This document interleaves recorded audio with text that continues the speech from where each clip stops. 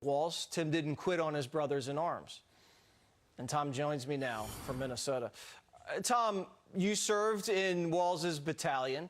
When you heard that Kamala tapped him to be VP, how'd you feel?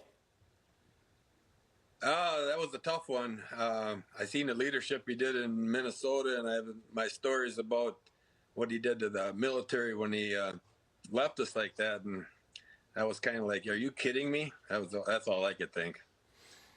When you were there in this battalion and you heard you were going to deploy, and then you found out your leader, Walz, wasn't going with you, he had ditched, what was everybody saying?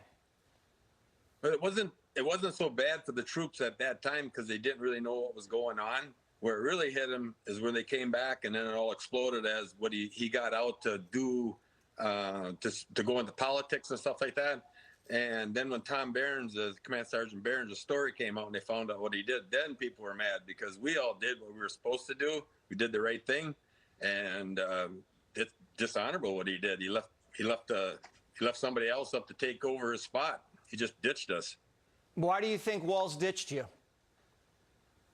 I believe my idea is he probably knew he wasn't a good leader and he wanted to do something else. And what we did get a really good leader with Command Sergeant Behrens, and he saved a lot of lives over there. He led squads when he wasn't sure if they could handle it. So he actually went out and led squads out into the deal. He found artillery they were shooting at us.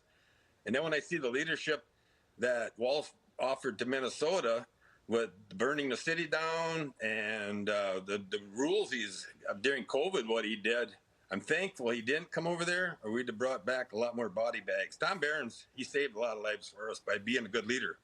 Walz is saying he carried a weapon in war. He didn't. How does that make you feel? Well, there you go with the stolen valor again. I think it's what he made up to advance himself in a political world. That's what I think he used everything. The saying he was a command sergeant major and retired.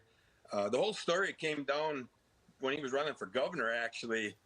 This film with Command Sergeant Behrens, they offered it to the Star and Tribune, and Tom says, if it's true, print it. If it's not, go ahead and sue me.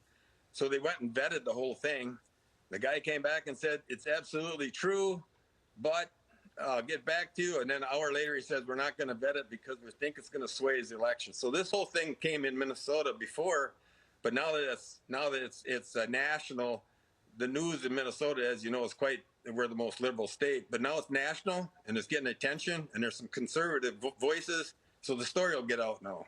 It will get out. You can't keep a lid on something like this. It's too disrespectful to the people who have served. What kind of leader would Walz make? What kind of leader would he make? I think everything he's done is a list of them coming out.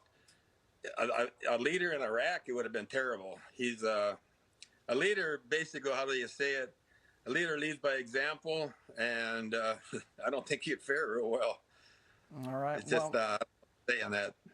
Well, if he's fortunate enough to win, it'd be a heartbeat away from being commander-in-chief. So, talking that leader, no, that would be a disaster if he ever got in control of them, or to be the commander-in-chief. It'd be a disaster.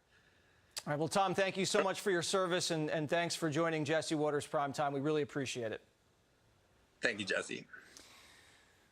Host of Mornings with Maria.